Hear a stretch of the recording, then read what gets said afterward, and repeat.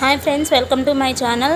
ఈ వీడియోలో ఈరోజు టాపిక్ వచ్చేసి టర్మ్షీల్డ్ స్ప్రే గురించి అండి. ఈ స్ప్రే వచ్చేసి అసలు దేనికి యూజ్ చేస్తాము అంటే పొలాలకు కానీ అలాగే ఇంట్లో కానీ పొలాల్లో కానీ పెస్టిసైడ్స్ ఉన్నప్పుడు యూజ్ చేస్తామండి. ఇది Asian paint company వాళ్ళదండి.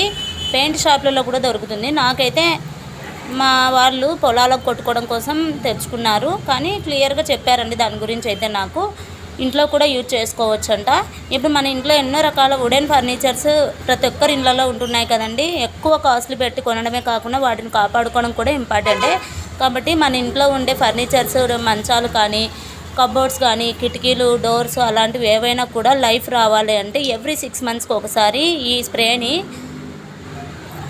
Furnitures clean చేసిన తర్వాత ఈ స్ప్రేను స్ప్రే చేయడం ద్వారా ఫర్నిచర్స్ అనేవి లైఫ్ వస్తాయి. అంతేకాకుండా ఇంట్లోకి ఎలాంటి క్రిమి కీటకాలు కానీ పెస్టిసైడ్స్ కానీ నల్లులు, చెదలు, బొద్దింకలు అలాంటివి రాకుండా ఉంటాయండి. చాలామందికి మంచాల దగ్గర ఇవి నల్లులు అనేవి ఉంటాయంట. అలాంటివన్నీ రాకుండా ఫర్నిచర్ని అయితే కాపాడుకోవచ్చండి. దీన్ని స్ప్రే చేసే ముందైతే కొన్ని జాగ్రత్తలు తీసుకోవాలి. ఏంటంటే చేతిలో గ్లౌజ్ వేసుకోవాలి, ఫేస్కి మాస్క్ వేసుకోవాలండి. వీలైతే కళ్ళకు స్పెట్స్ పెట్టుకోవాలి. చిన్నపిల్లలు ఇంట్లో లేనప్పుడు స్ప్రే చేయడానికి ట్రై చేయండి ఫ్రెండ్స్. ఎవ్రీ 6 monthsకి ఒకసారి ఇదే ప్రాసెస్ని రిపీట్ చేయండి. మన ఫర్నిచర్లను కాపాడుకోండి.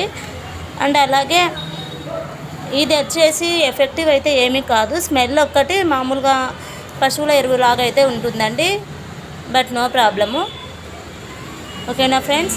వీలైతే ప్రతి ఒక్కరూ ముందస్తు జాగ్రత్తగా ఈ స్ప్రేని యూజ్ చేసుకోండి ఫ్రెండ్స్.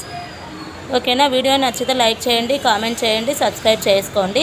ఎందుకంటే నా channel already 1.3K subscribers reach అయ్యారండి. ఆల్రెడీ నా ఛానల్ని ఇంత సపోర్ట్ చేసిన ప్రతి ఒక్కరికి ధన్యవాదాలు.